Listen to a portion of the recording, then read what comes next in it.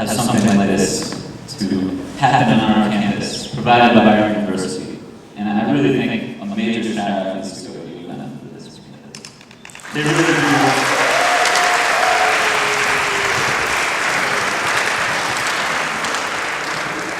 Specifically to UX Soundstage for making this very much possible. Also to Michigan League for making this very much possible. And to the Mixed Initiative. So one more time, just a round of applause. Thank you very much. It's a little hard for me. I did not prepare anything.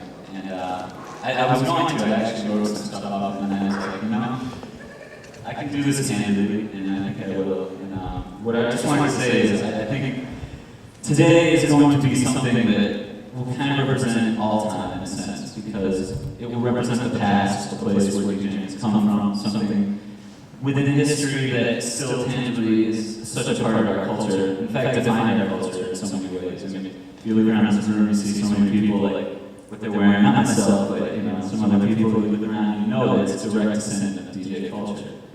And when I say DJ culture, I don't mean specifically, you know, rave, or I don't mean specifically like hip hop or whatever. And I mean the whole bundle of DJs, all the way back to like the Alan Freed days, you know, rock and roll being defined.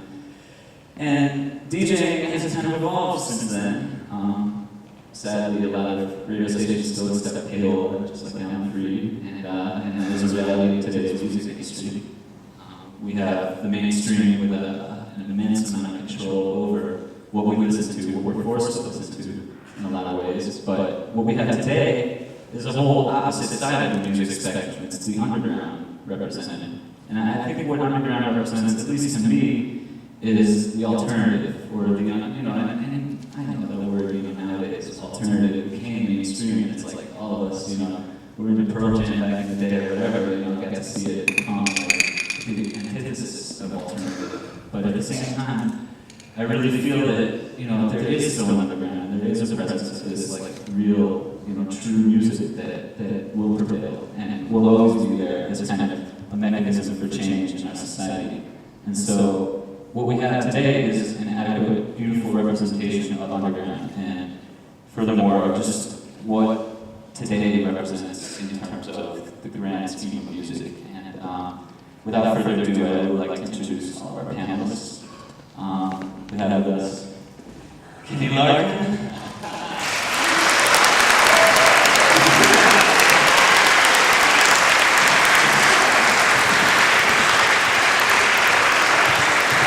We have with us John Acquaviva.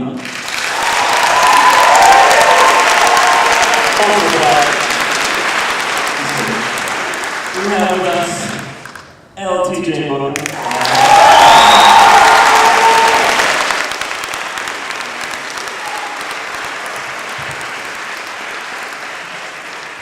Kurtis Blow.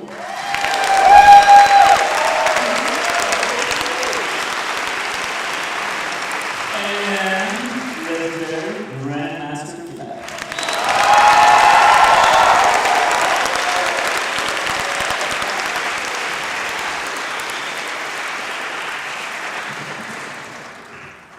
This is a real honor. Thank you very much for coming. It's very hard to begin something like this, but I think the only natural place to begin is with the past. Well, he's already got something to say. This is too. Look at him. No, I'm just gonna ask where's the water? Good point. Can we get some water over here? Anyway. All right. I think the only place to begin is in your own past. I know that you probably don't want to dwell on it too much, but I would just think that an introduction of yourself, something, you know, whatever you want to say, just about how you got started in DJing. You know, like maybe what you were listening to back in the day, or I mean, whatever. But you know, I'm gonna kick it off with you. Not quite boring. It's kind of boring. A little bit. I was born in 1968 on Hog. No, I got started, obviously, listening to music when I was young. Different styles of music didn't pertain to any specific genre. Grew up in Detroit. When I was in my teens or early teens, I became aware of music, much more so than when I was younger. So listening to Mojo, I'm sure you guys heard Mojo, right? Everybody knows Mojo, right? Yeah. So Mojo basically was the one who opened my eyes up to a lot of different styles of music and let me know that you can combine a lot of different forms and genres of music together and make them all flow and make them sound nice together. So he basically opened me up to all everything from rock to electro pop, from all the European electronic stuff, everything just melded all together, put it in one melting pot. And I think that's one of the reasons why Detroit techno is the way it is because we had Mojo to inspire us and do this stuff. So anyways, I listened to that, and when I got out of high school in 1986, yes, 86, went away to the Air Force, came back home in 88, and I saw this new style of music, or I heard this style of music on the radio, and I was driving around like, what the heck is this? You know, I knew it wasn't house music because I went away from Detroit with house music. I found out a couple of years later that it was actually Derek May making a mixtape on the radio. He had a radio show back in 88. So I met Richie Houghton. He was spinning down on the shelter. And we got together and we hit it off really well. And I started DJing with him. And I did the record, boom, boom, boom. And then, all right. So. Thank you. Good afternoon.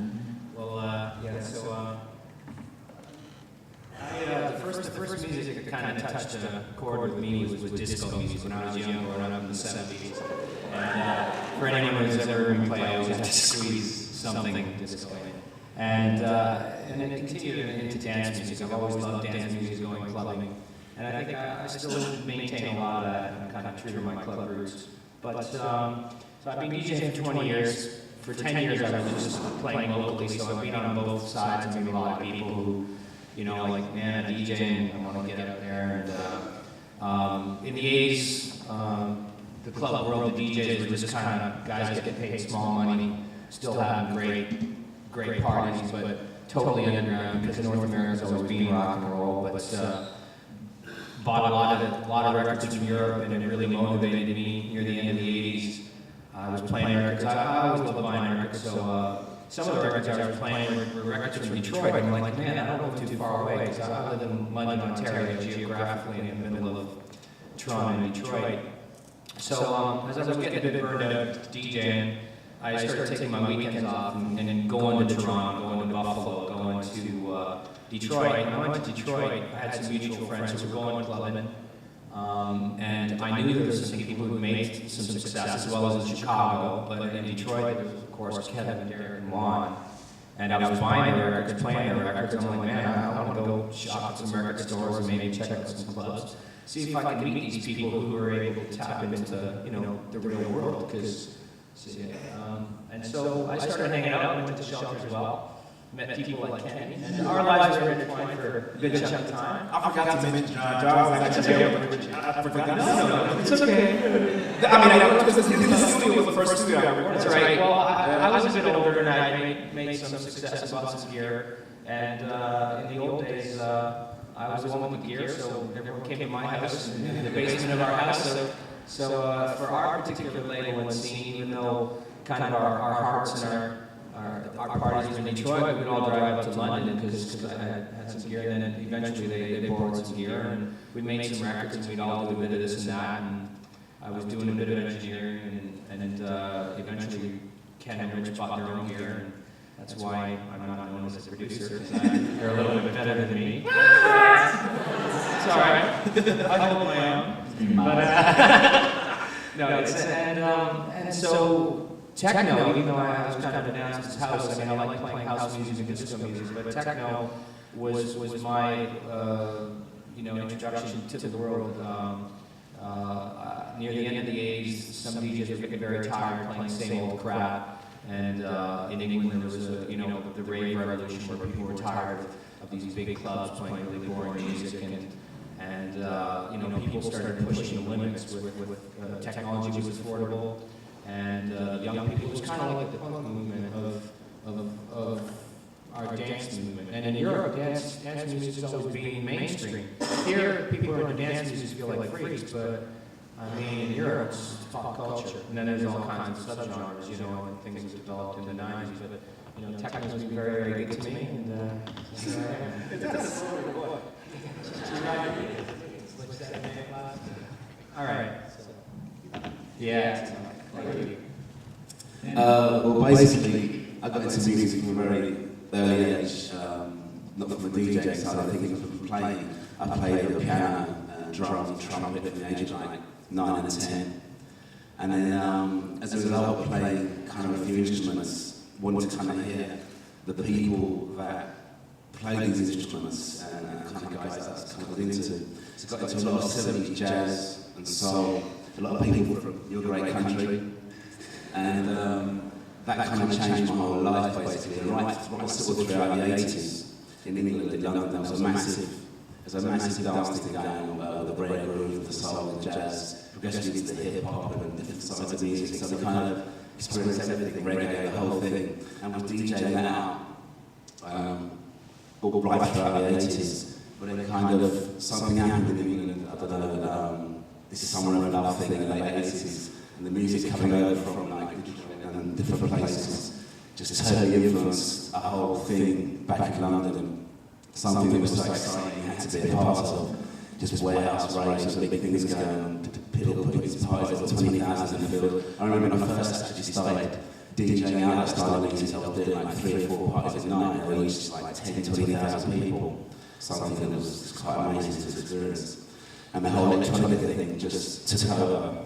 And as a result of that, started playing out sort of a lot of, I was always playing out breaks and beats. It was a very kind of thing in the forefront of my mind, whatever I was doing musically. And as a result of that, it got very much into that kind of hip house thing as well. And then all of a sudden the breakbeat in our music became a separate thing in itself. And the turn of the 90s, drum and bass evolved, and that just kind of caught my eye. And we've been ever since.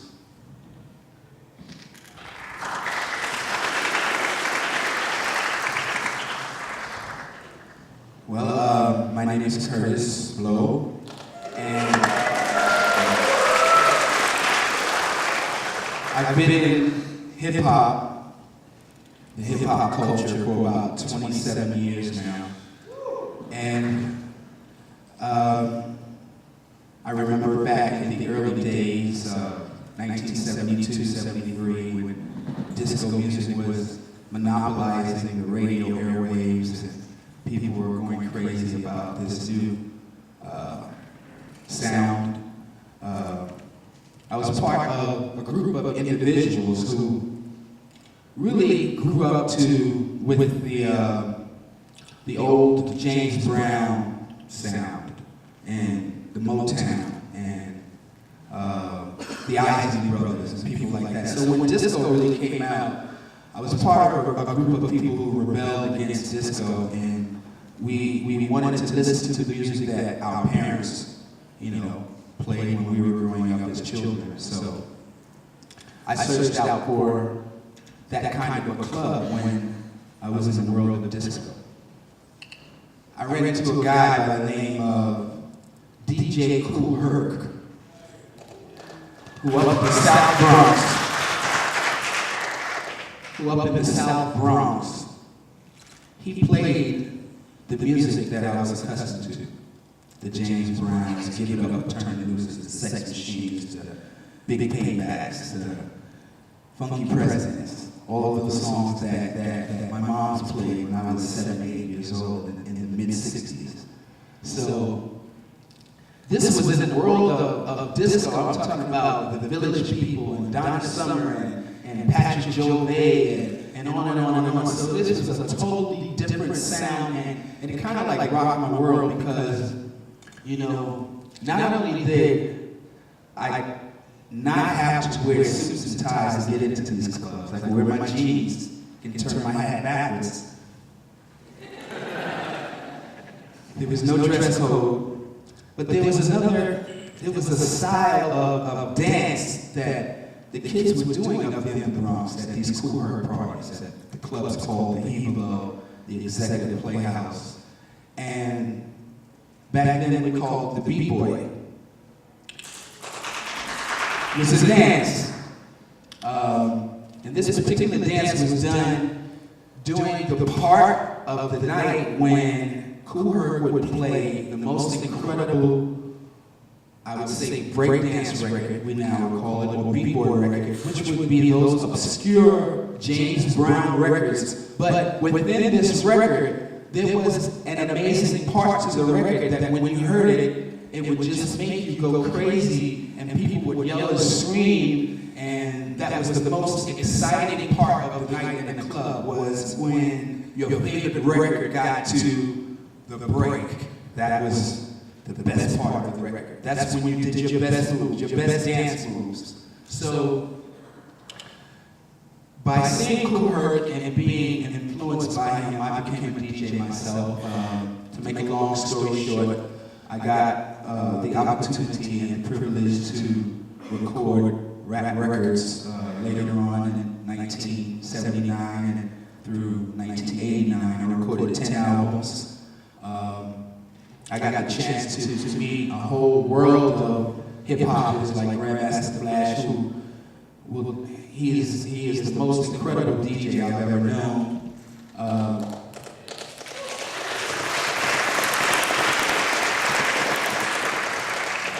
People like the grandfather of hip-hop, you know, Africa Bambaataa and the Zulu Nation, and of course the Sugar Hill Gang and Run DMC and other groups that you've never heard before, like the Cold Crush Brothers and the Funky 4+1 More, and the Treacherous Three, you know, the Fantastic Five, you know, the L Brothers, all kinds of groups like that who helped pave the way, who influenced me, who got out there and for no money slaved and brought about this thing called hip hop.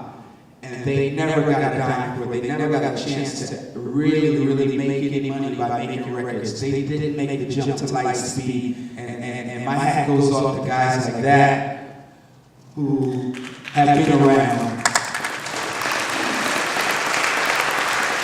So let me end by saying that I've been in hip hop for a long time. I love it, I cherish it, and I hope you do too.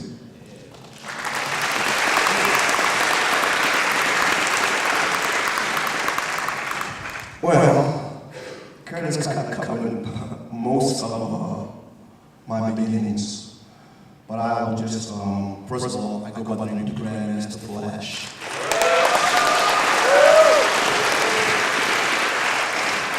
Curtis basically covered all the areas of the people that was, you know, in this genre of music, so I will just kind of go into my contribution to this art form known as hip-hop. My contribution is the DJing aspect. When I was coming up, I was pretty fortunate to be in a family where I heard various styles of music, like anything from Tito Puente to Michael Jackson to Frank Sinatra to Miles Davis, Tchaikovsky, Glenn Miller. These particular styles of music kind of influenced me to want to be a DJ, and let me explain to you how. At first, I see this gentleman by the name of Clyde Campbell, who went by the name of Kool Herc.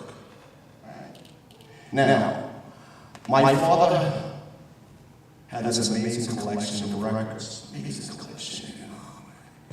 He would say to me, "Little Joe, would you go in my closet and touch my records?" And as soon as he would walk out the door, I would kind of like drag a chair to his closet, right, and climb up on it, turn it up, go in there, grab a record, go to the stereo, and start playing his records. And of course, he'd get home from work because he knew that these records were not where they were when he last touched me. I'd get my brains beat out, you know.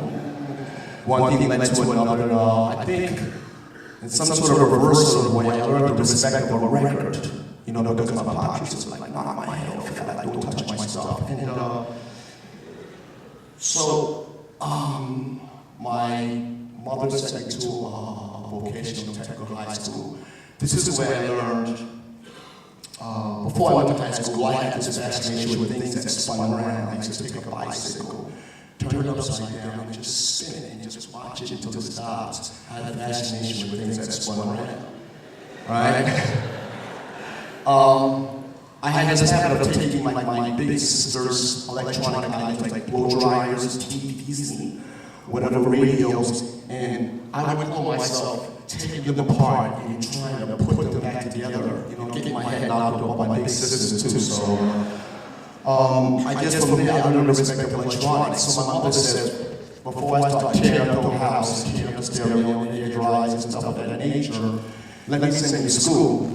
There I went to school, I learned what a capacitor was, what a resistor was, what a voltage divider was, what was AC versus DC, what was an oscilloscope, what was an ohm meter, what was a voltage regulator, what was a single pole double throw switch, you know, what was the state of inertia versus turning full speed. I learned these things in Arbor, and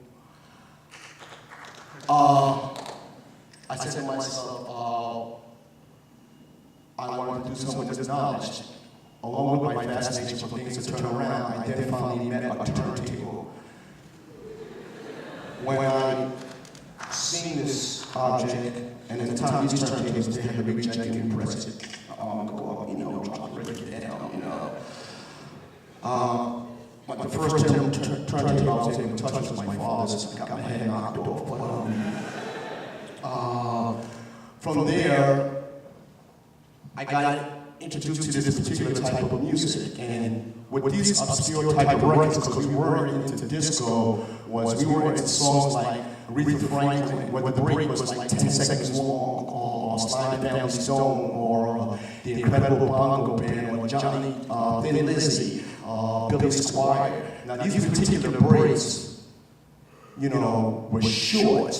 So unjustifiably, the rest of the record, like 99.9% of the record was whack, other than this one part. So I had to, you know, in my frustration, I was like, this is just not right. This is not right. You know, so I had to come up with a system that would allow me to manually edit duplicate copies of the record and take a break section that was maybe 10 seconds and extend it to 5 minutes if I choose to, seamlessly without you knowing it. I then had to figure out how to come up with these electronic items. At that time, there was no such thing as a mixer built just for DJs that did cutting, and it was called cutting before it was ever called scratching. There was no such thing as a particular type of stylus that was designed just for cutting. So I had to jury rig these items. I had to come up with external circuits outside of a microphone mixer and attach to the single pole double throw switch to the outside of the mixer with the external and on the outside, so that I can pre-hear the music before you would, you know. And once I was able to do that, I can go get that song that had that real teeny, tiny break. And we used to call it the get down part. I had that teeny tiny get down part. And I could just do this and make this tiny part go for 10 minutes if I wanted to. I was extremely excited about this. I didn't go out in my early teens. I didn't go like hang out with the fellas in parks and play ball, get women or whatever. I would go straight from from school to my messenger job, and every penny that I would get, I would just go to like the Radio Shack, or I would go to like the backyards and find these internal circuits and internal parts that I needed to build this thing that was on my mind, that was frustrating me because the parts of these records was just too damn short. It got me mad. So, you know, once I was able to create this system, after 2 years' time, in my excitement, I said to myself, I'm going to play the most climatic part of these records in succession, duplicate copies, one behind another. I'm going to go to the nearest park, and when I play these parts, the audience is going to lose their freaking minds. They're going to just love this, and nobody else has done this before, and I'm going to be the man. And when I came out with my system and played it in front of these couple of hundred people, they were just like this. So I had to refigure my thinking. What's wrong with you? People are not losing their mind. They're not on the ceiling, like something's wrong here. You know, I think in my frustration, I went home that night and I probably cried for 2 days in my room with my dog Caesar. And,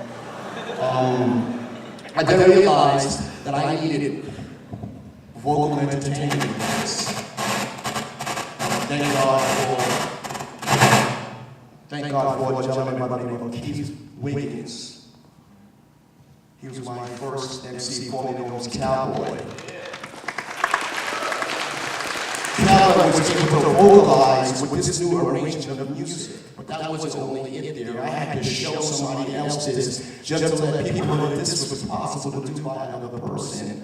And the person that showed the most interest went by the name of Theodore Livingston. He was my first student, went by the name of Grandmaster Flash.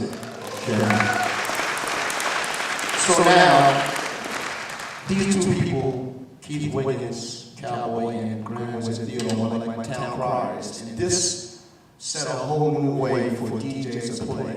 No longer could you just let the record just sit there and just go and let it just go from beginning to end. Now you had to go straight to the break. You had to know how to do this science.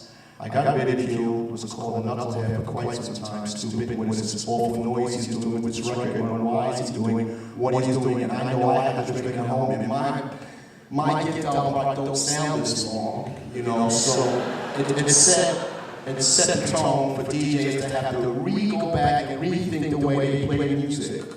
So I would go to the clubs and get ridiculed, like, no, you're that guy that damaged records, and you make records sound like because you make the record go, you know, you're dragging the record back and forth. And for a long time, people didn't not quite understand what it was, but here it is, like maybe 28 years later, and it's, thank God somebody was listening, you know.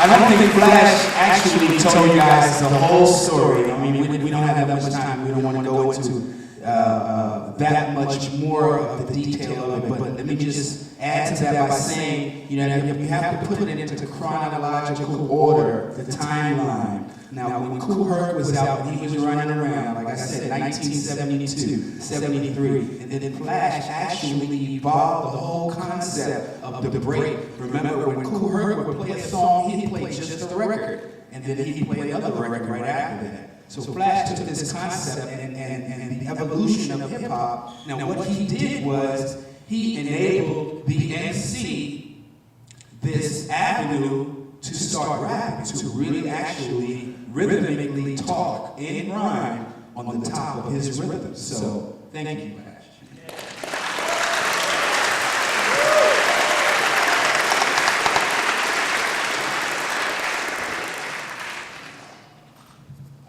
Check.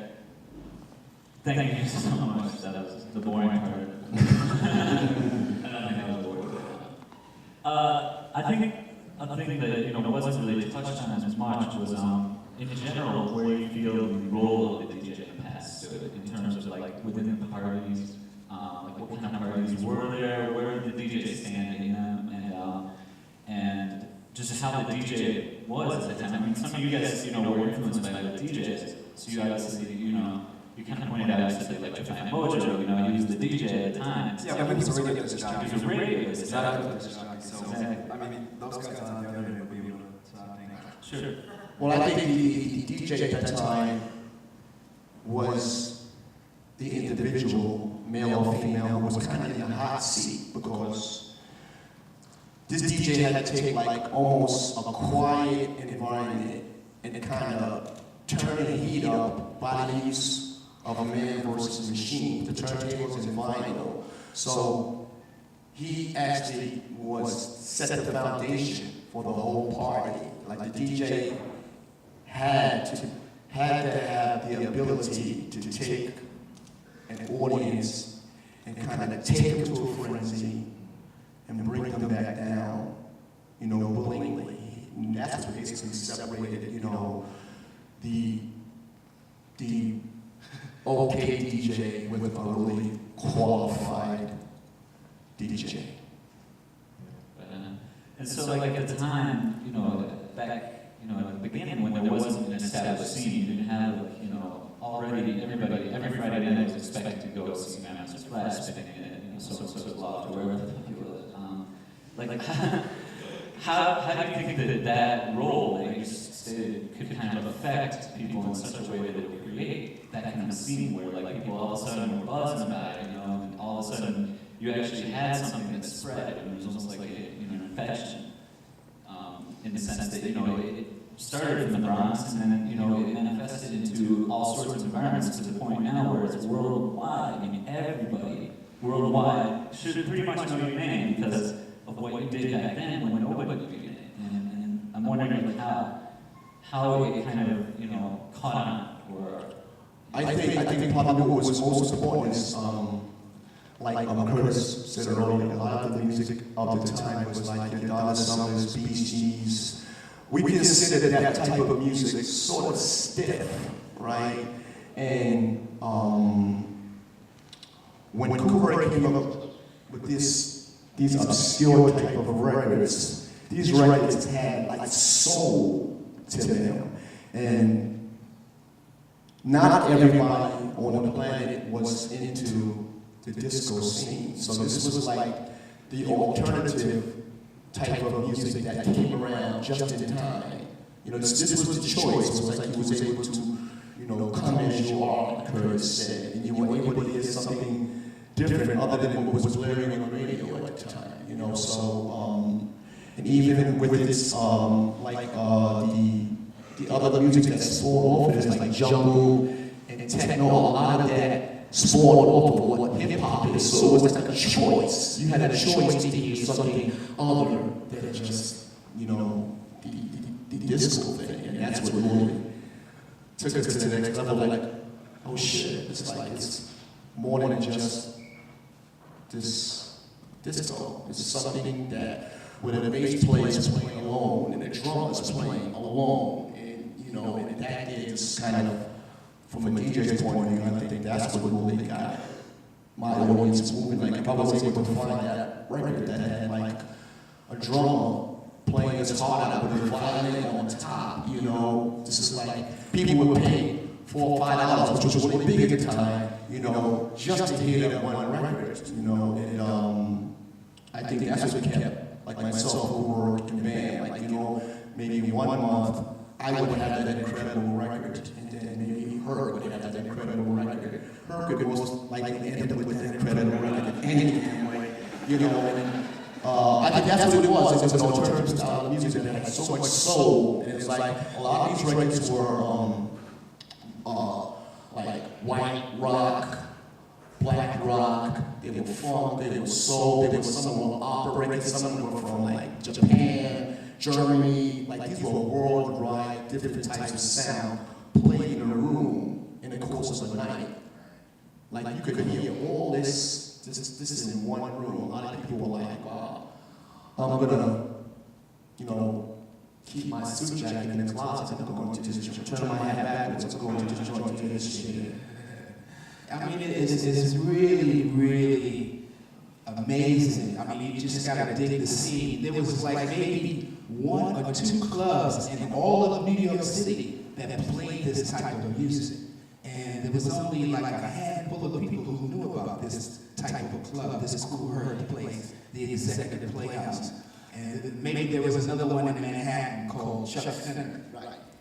And they would play these records. They were obscure records. They had playlists, and it was incredible because no one else knew about it. And these handful of people went on to actually become DJs and play the music, and that's how it spread. These guys who actually started out as the crowd listening to this music said, hey, I want to be a part of this, so they became DJs, and that's how it spread on. And to just add on to that, I think because music is able to transcend everything, all races, languages, everything. And you can take records that lose you the most inside, and you go to a club and hear somebody play all those records together, and then you feel the type of feeling that you ain't never felt before. This guy made you feel this way. And you tell your friends, and they bring more people, and they, you know, and you get that following going. is just amazing. When you go to a club and you see or hear an amazing DJ, you don't have to describe it. That's right. DJs were always second-class citizens, especially in North America, because it was a rock and roll world. When we use terms like disco and rock and roll, we're talking about when people started trying to tell us what rock and roll is, what disco is. A good DJ, even though DJs weren't respected because, they were treated like busboys, here's $100 and play some records because they need a jukebox and play some records. But in every scene, we all had the people we look up to, and it was all about taste and song selection. If you look at houses, people, talk glowingly.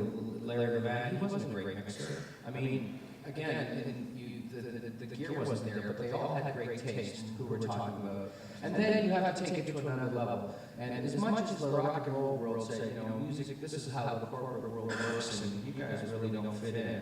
But the DJs just kept improving, and the good ones influenced other people, and they kept taking it to another level, where ultimately it's got to the point where a lot of people put enough taste and a lot of heart and a lot of soul into it, and it is about song selection, because if you commit yourself to just one style, well, you're just painting yourself into a corner. It always is about finding records. It's not about reading a chart and going, well, here's 10 records that this magazine says is like the new shit. You learn to develop your taste, and I think all of us have had enough influence and mentors to get us to where we are, where we all have our own character, and when I listen to a record, it's because it fits into the music I like, and I love all kinds of music. And every good record, in my eyes, has its place. It's all on when you time it, how you play it. Because any jukebox can play a record from start to finish. And I think all of us as DJs agree we're more than jukeboxes.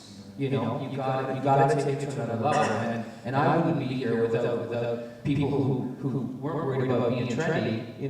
I respect you guys to no end because it's about what's in your head, and you didn't have any limits, and none of us, and no one, a lot of people in all scenes have done that, and that's where DJ culture, turntable culture, it's been an ongoing positive evolution, really. I would say something else as well. So, like you were saying, back to your question about how they all catch on from what these guys are kind of finding and playing. You forgot about my main thing, man. The records these guys are putting up are still some of the most incredible records ever heard.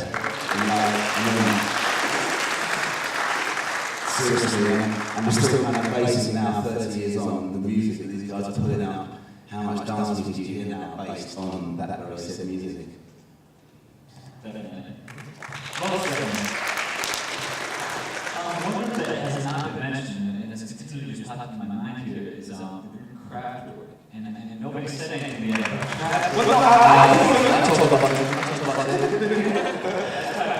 Craft work was huge in Detroit. Well, craft work came from a hip-hop perspective. I think, with me, with the way I learn, with my DJing, is I always had to touch the vinyl. I always wanted to keep it moving. Now, when craft work came along, there were a few writers that gave me a chance, and I don't mean this in a derogatory manner. It gave me a chance to go pee or just go take a break. You know what I'm saying? Because craft work, Train Europe Express, this record, literally DJ itself. It would go into a melodic thing, and it would break down to a drum thing. All the shit that I would do by hands, this record did that. So I can put on Train Europe Express. I can go kiss my girlfriend, go take a pee, go say hello to my homeboy or whatever. Because my other records, 99.999, it was whack, so I couldn't leave the turntable. But Craft work was one good group. Another group was Babe Ruth first base with a song called The Mexican. That was another one that was a hot joint where I could go pee or take a break. Craft work, when it came along, it's these German boys were definitely way ahead of the time. It was scary. But not everyone was able to technically do what you and a few guys are doing. And Craft were the first people who, They went to a studio and did that. Yeah, well, they didn't take music in the normal sense, and I think they're important because Kraftwerk is nothing but grooves. They even have their own EQing, because their EQing is really weird. You know, they have their own kind of EQing, and even their German is different from their American processing. Sure. But they took a loop, and that loop rocks when you take numbers or when you take trends you're expressing, you're right. For people like you, I mean, oh, man, you could do that. You'd rather, I'm sure, I would it would be more special for you if they had that 10-second loop. But for other people, they're the first people to make an awesome groove and stretch it out. So they're definitely important. I think we agree on that. Exactly. But You're right. you want it to be busy. I want you to be lucky, but I want to go beat too, though. You know, so I just want yeah, I mean, we all needed that 10-minute record. I used to have to play all night. Grab board sings in my life, man. You give them props, but you just say that they were doing the stuff that you were doing. They were doing other records. You're giving them the props, but you're just saying that they're doing They took like a 4-bar loop. right. That's all. Yeah. And then she was like 17 minutes of that. Okay, go on. Tracks like numbers. Numbers was another one. But it was the same shit. So that was another way you go pee on, for sure. You know, it was definitely Kraftwerk. I don't know whether they were even paying attention to us as DJs, but While you was peeing, I was moonwalking. so you could do that too. You know, I think that was one of the few bands that I don't know whether they were paying attention to us. But if they were, they definitely did an excellent job. Like they said, we're gonna make this record where you can, where the DJ doesn't have to touch this song. And I think maybe another thing is the fact that you guys are more influenced by musicians, more say funky shit than the more mechanical electronic stuff. I know I can say for myself that being from Detroit, grew up in Detroit, we were influenced heavily by more electronic bass. But it has soul to it though. Like, Oh yeah, like the early Ross Jefferson.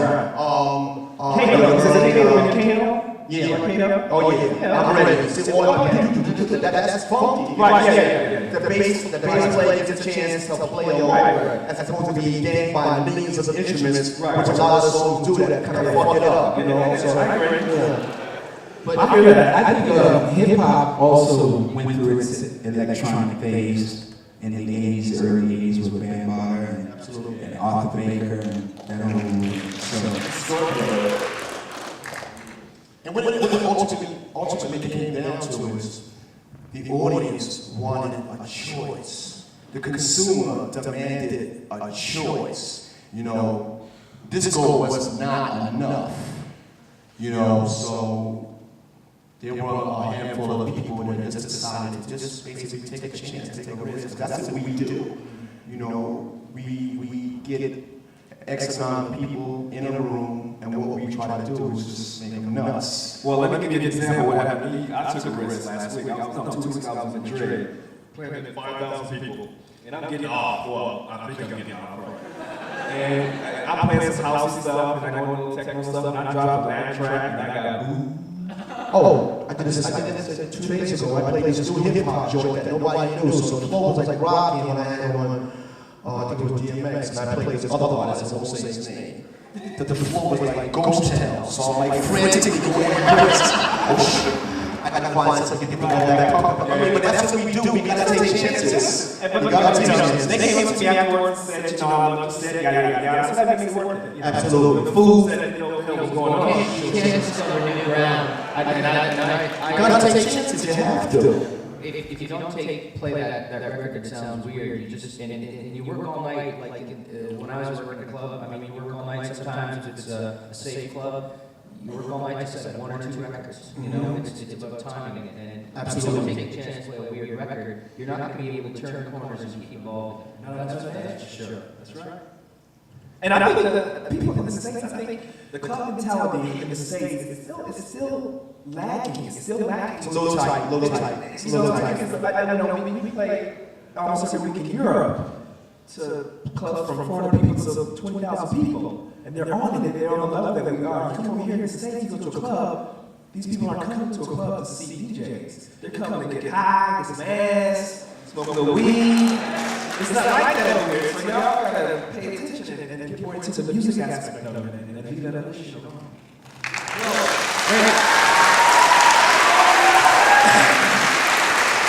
what I'm talking about.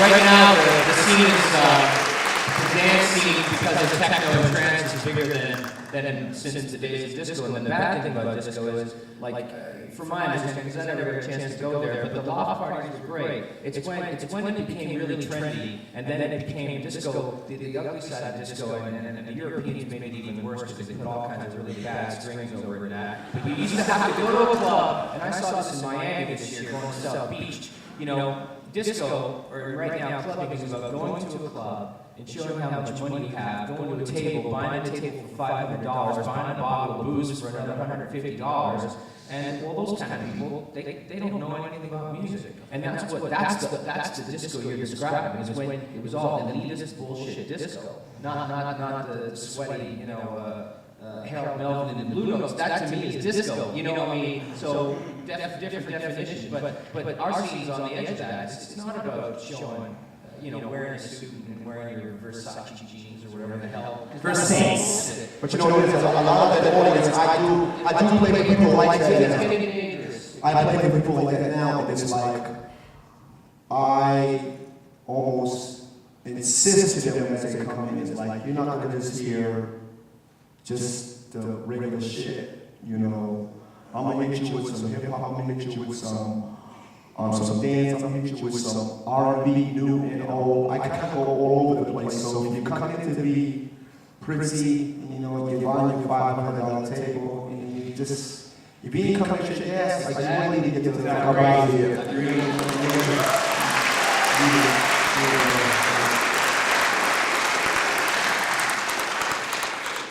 I think, you know, there's so many people here. I just wanted to open the floor to any questions. Anyway, we're gonna got one back.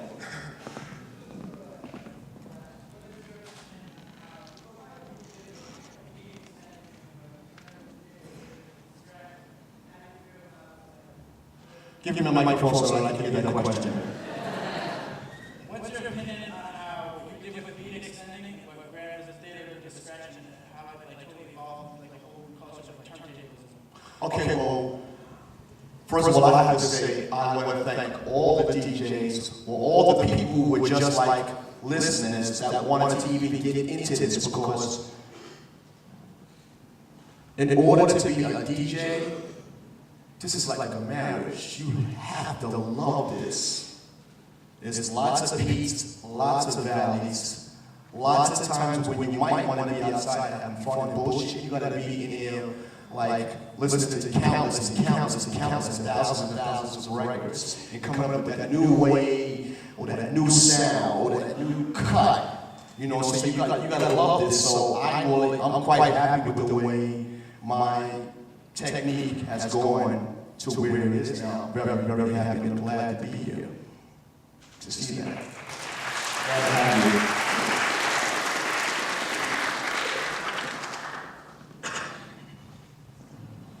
Basically, you have a patent for it in video mixing. Do I have a patent?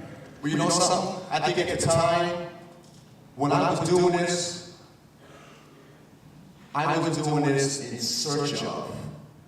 I was doing this looking for something, finding a way to please an audience. I wasn't thinking about a patent, I wasn't thinking about a copyright, I wasn't thinking about a trademark. I didn't even have a clue what that shit even meant. When I heard about it, this thing had already been explosive. So a patent, and even if I had a chance, I probably would not, because I want the average person to get into this. This is what I need, this is my legacy that I leave. It's important that people like yourself, or whoever wants to be DJ, take it to the next level, because if it's a trademark on it or a patent on it, then it kind of like, what's the word I'm looking for? Doesn't allow the average person to want to add on to it and create new and better things, you know, so it's free and open, fit in. That's why I call it the quick mix theater.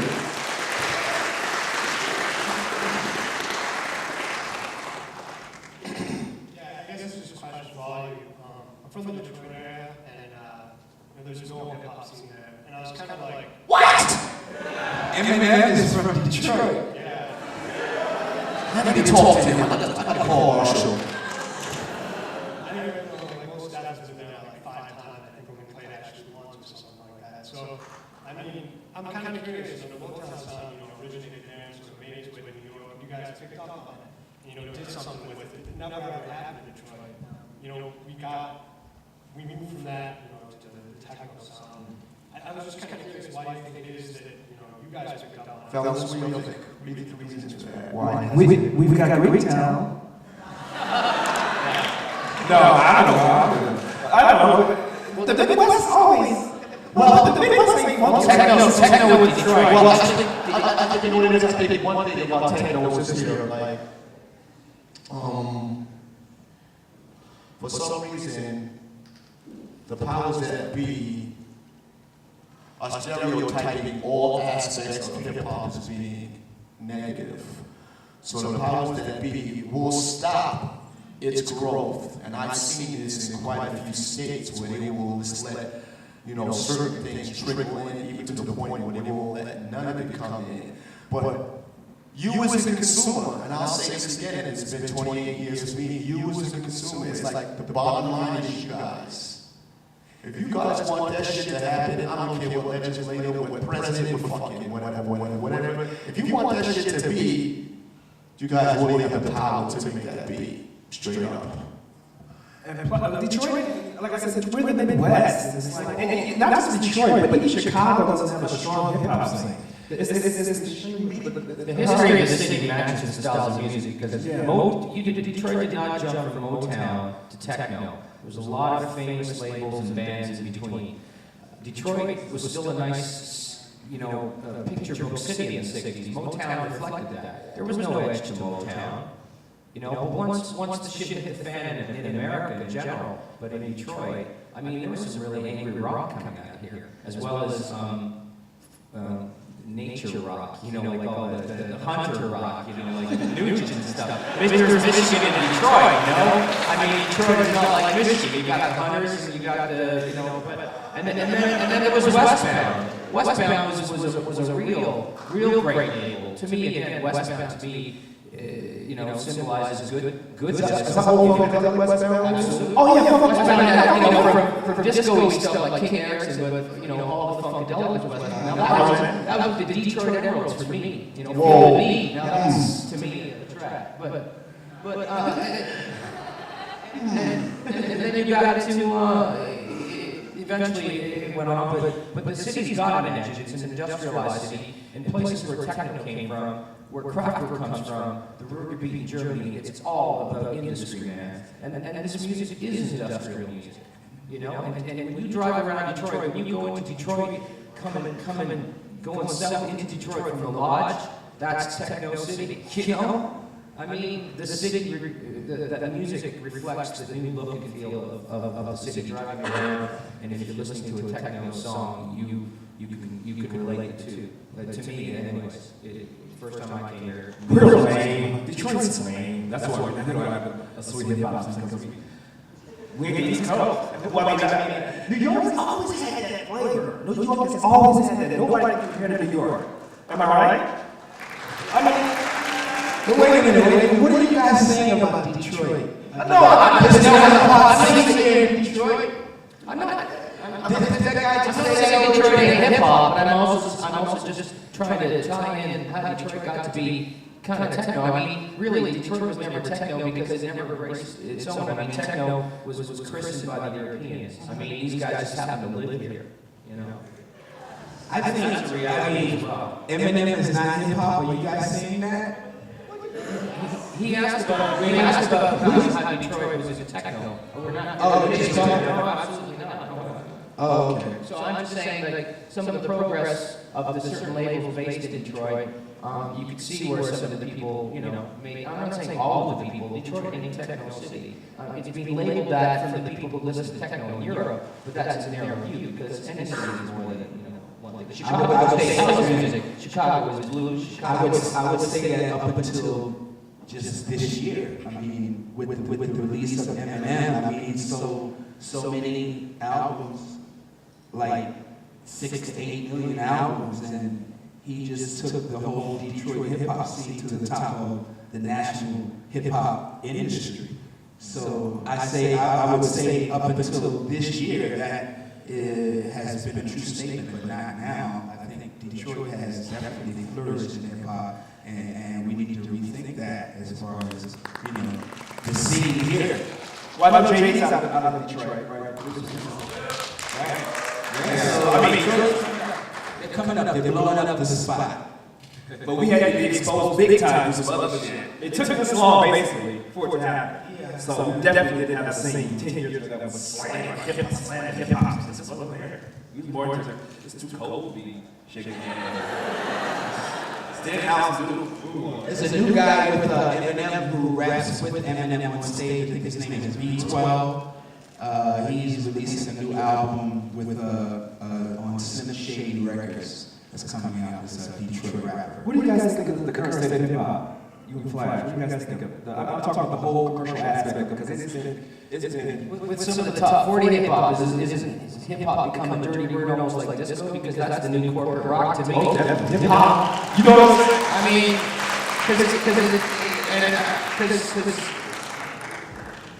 well, I particularly have mixed feelings about the current status. Express yourself, brother. No, for real, I want to tip my hat once again to all the new school artists, all the new guys who have taken this thing to another level. I think that the rap records of today are much more, much wittier. I think they rap faster now. It's much more complicated. The flows are, you know, complicated and incredible. The content, the lyrical content is another thing, but I won't touch on that. But I will say this, that people like Lauryn Hill and Guru and Poor Righteous Teachers, De La Soul, Leaders of the New School, Common. There are a lot of new groups out there today. Nas, who actually did one of my songs over at Arbor back in 1998. And I take my hat off to a lot of the new guys who are doing these old records over and paying a whole lot of royalties to these old guys who really, you know, needed the payday. So all in all, I think hip hop has flourished, and you know, I love the new school and I support them 150%.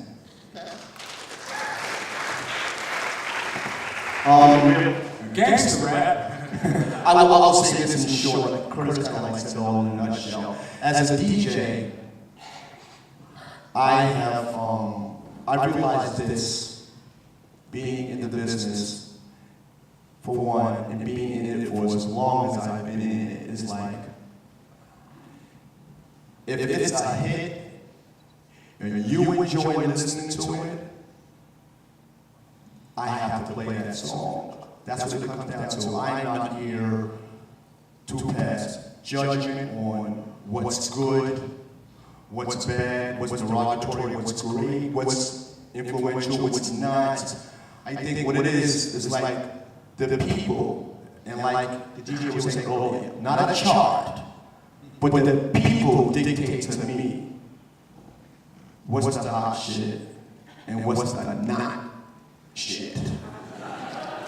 And that's when I draw the line. I'm going to ask one more question, and then we have one more, Erica, and I just wondered if you guys had any comments on the lack of popularity of DJing or DJ music in America versus overseas, where probably most of your bookings are. Yeah. And it's huge. I mean, I lived in Germany last summer, and it's huge there, and it's huge in Spain, and it's huge all over, and it's like, why is that? Let me just say this. For some reason in America, like myself as an individual, I don't have, you know, thank God, I don't have trouble getting work in America or Europe, you know, but to answer that question, which is a real good point, the spoken word seems to be held dear, more so in America, as opposed to the DJ playing that groove in Europe is held dear there. The guy that sits up there for hours, for countless hours, and spins his vinyl is a fascination more so in Europe, as opposed to that person holding a microphone in America is more important. So that's the trade-off there for some reason. It's like, it's true in Europe, you know, the love is more there, you know, and actually even the payday is even better there. Oh, it's definitely better. You know what I'm saying? You know, so I think that's the only way I can really break it down. It's a spoken word that seems to be so much more important in America. You know what I mean? The lyrics, if you don't have lyrics in the States, you ain't getting on the radio. That's because they can't speak English. Well, I don't know about Actually, that. in the correct way, yeah, because when you go to a country that doesn't speak English, because I play a lot on the continent and in countries where they don't speak English. So what are they going to relate to? English words or the groove? Universal language, the groove. You're absolutely correct. I mean, it's definitely the first denominator for all the people. That's what you relate to. Yeah. You don't know how many Germans have come up to me. Oh, I've learned English by listening to your song, The Breaks. And Wyclef Jean says this to this day, that he learned English by listening to rap records. There you go. You know, and so I mean, there is a big language barrier. So they key in on the groove. They key in on the flow of the spoken words, as opposed to, you know, the content. And in the techno world and house world, because those DJs really push the instrumentals as well. I think that's why those scenes are very strong, because I think so. They became international and they focused on grooves. And you know, we can debate the small things of what has feeling, what not. But they also have soul now too. It ain't stiff like disco. Like a lot of these techno joints. Oh yeah, I can actually, I mean, yeah, I in like this myself- jungle, this techno, I can actually hear a loop or some shit that I played like 20 years ago. I said, ooh, I hear that loop in the background. And that's the soul in it. You know what I mean? So it's like a lot of this techno in this jungle is a spawn off of hip hop. Yeah, see, that's where Detroit fits in, is because we were known as being the more funkier, more melodic type. Our stuff isn't as sterile and cold as the European techno music is. But would you guys say that techno is strong here in America? No, as not the in right Europe? techno, not the right. Or what about all of the rave parties that they have? Well, they have the raves. Well, Y'all are off Kenny that said rap that techno earlier. shit. Kenny said that earlier. I mean, where I've the seen problem like is people go out and take drugs. 5,000 kids at these raves here on the West Coast. People I played go out. at a rave in Houston. It was 17,000 motherfuckers. 17,000 kids, and they were all listening to some whack. They had me play with some whack-ass techno DJs. First First of of all- hardcore techno stuff. First of all, the radios don't play very good music here. We've in all of our scenes. They, you know, the radios on the radio stations were never, ever since the days of Alan Freed, okay. And it's not to slag them, but they have, whether they have taste or not, they're not allowed to show it because it's the programmers who get told by the advertisers what to play. They play their charts. So whether the guy's good or not, a radio DJ ain't our kind of DJ. We rebelled against that. We could have all had cushy jobs, but frankly, I'm not a radio announcer. I don't do the drive show in the morning and talk about the weather and the traffic. You know, I want to play the new record or the crazy record I found and show people, but it doesn't fall in the list, you know? And so people don't have some fundamental exposure to maybe different range other than the few legendary DJs who were more than just guys playing off a sheet. Like Mojo, or when I used to listen, you know, and some people to Jeff Mills as well as the Wizard and stuff. Yeah. And so, you know, everyone wants to tap into music when you're young, whether it's good or bad. You just have to learn it. You need to be exposed to it. So these kids, there's a big buzz about these parties, and you know, these kids are still exploring life, whether they're doing drugs or whatnot, and they're wanting to learn about music, and they don't know any better. They take a pill. They could go and listen to the, you know, a blender all night, and it sounds good. You know, and that's really sad. But you know, we can't criticize them. We can only hope that they're going to someday be exposed to one real moment You know, and I've had that sometimes, I'm sure we've all had that, where you play a good song and it's not about people coming up to you and going, man, you're my favorite DJ because I saw your picture in the newspaper. You know, it's like you're my favorite DJ because you played a track that night and it changed my life. Absolutely. So, I mean, a lot of us are still doing that, hopefully. You know, if it's that one song in the night, maybe we can still change the world. And you guys fought long and hard, and I think we're still fighting, man. going. Shit, I ain't you dead know, yet. it's about educating people, you know? In search of. And these kids, because the marketing and all that, you know, the scene's big. It's as big and as bad as disco was, and it's getting out of control. It's about doing cheap drugs, going to cheap parties, sponsored by, you know, the wrong kind of people. And it's not about culture. It's, you know, and if you've got taste, then you got to fight for it, and hopefully spread it on. You know, tell a friend or teach a friend. You know, that's where it's at.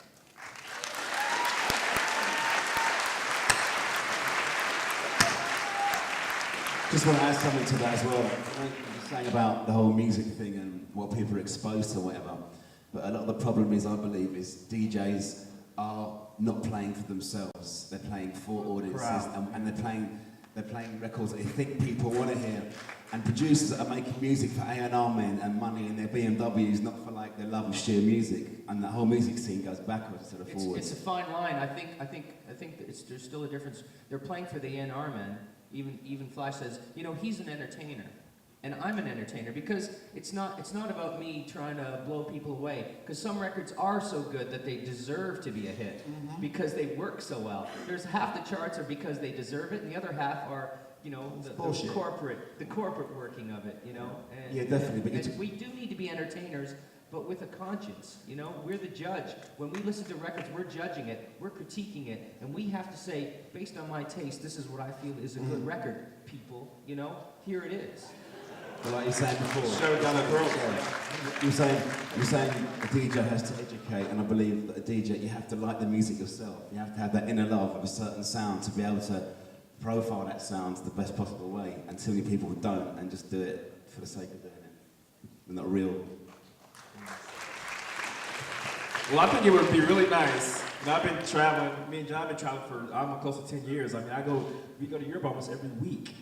It'd be nice to be able to stay at home. Kenny's and dying to tell everyone how many air miles. Guess how many miles we have? Check it out. Guess how many miles we have? John has flown over 2 million miles. I've got 1.6 in 6 years.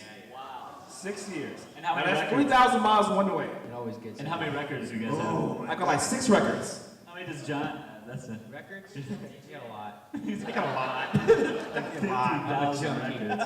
I got another audience question right here. You go. I got a question for you guys. We talk a lot about the past, and you know, we don't have much time with you guys, and we can pick all this stuff up at books at Borders. So I have a question about the future here. Yeah, there was a time when rock and roll was innovative and it was moving forward, and it got stale. So this question is mostly aimed at LTJ Bukem first, and the 2 guys on the right here. And no offense, but I mean, No, it's okay. It's okay. I want to hear because it. I know LTJ, does the drum and bass, and that's kind of merging a lot of different styles together. And now you're one of the first DJs to be bringing drum and bass with MCs, which is kind of very new, very innovative. And you guys over here on the right are tight with Richie Houghton, who is also bringing, you know, the live production into the DJ, the Dex Effects and 909. So do you guys think this is where things are headed, or where do you see it going? Or is it going to get stale? Definitely not go stale, because there's too many music styles that haven't touched upon, and too many ways of making music for music to ever go stale. So that's impossible. I'm not sure about the future of it. I don't like to even kind of think musically about where it's going, because if I knew what I'd be making tomorrow, I'd have made it ready, kind of thing. Difficult question. With drum and bass, I think the hardest thing is the fact that, like, there are no vocals in drum and bass. I'm not saying I want there to be, but the vocals done the right way is a good thing. But commercially, I'm not sure how big or how far it could go because of the vocal factor. As well, you can't do a 3.5-minute radio mix of most drum and bass tunes. That's a pretty hard thing to do. So it's a pretty difficult question about the future of it, but it's very alive and it's growing. As much as it's all about the future, I think it's important to have people pushing the envelope. and the techno world, people like Richie and Jeff Mills incorporating additional things, taking it to another level. But at the same time, you can't blindly move forward into the future without realizing your past. If you don't know your roots of whether it's your jazz or your soul or even your rock and roll, you have to kind of incorporate the two. So people need to keep pushing it, and as well as being aware of the past, you know, and sometimes blending the two. You know, as a DJ, there's a large school of DJs who incorporate the two, because to me it's about buying new records, but on a certain time, one night it's maybe about blowing someone's mind, and another night it's about reminding someone, you know, of what your dad listened to, you know.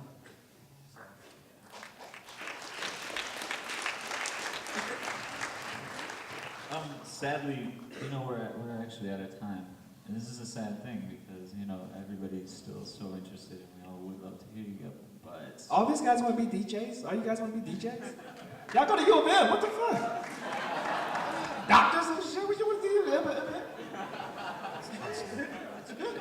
Oh, I'm joking. That's good. It's fun. Don't be like us. It's tiring, but it's fun. Yeah. There's not too many innovators though. You guys gotta be able to take chances and take risks and do what you feel is good music, and do not follow. Do not follow. You have to lead. It's hard to do that. It's hard to be on the cutting edge. You can't sit in a boardroom with a company and try to make this new genre of music. It doesn't work that way. This stuff happened by accident. Nobody, you know, knew this stuff. Nobody had a plan for this. It's not a formula. You just gotta. It comes out of itself or whatever. So just try to. I don't know. Y'all know what I mean. We know what you mean. Thank you to all of our panelists.